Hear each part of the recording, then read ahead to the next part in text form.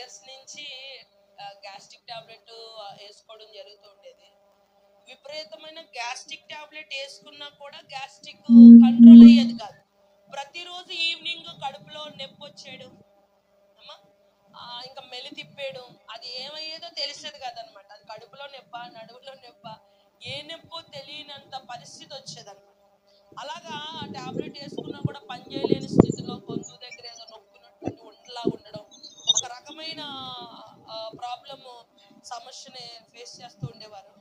అప్పుడు నేను చెప్పా, మరి అన్ని టాబ్లెట్స్ మానేసి క్రమంలోకి రావాలన్నా.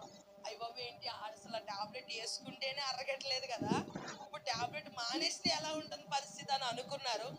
కానీ అద్భుతంగా ఆ టాబ్లెట్ 15 రోజుల్లో మానిపించేసాం.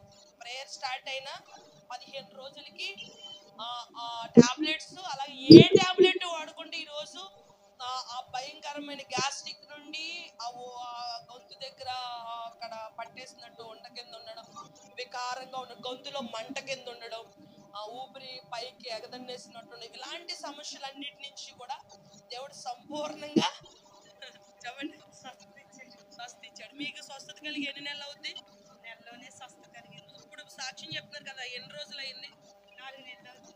4 నెలలు అయ్యింది, తగ్గిపోయి 4 నెలలు అయింది.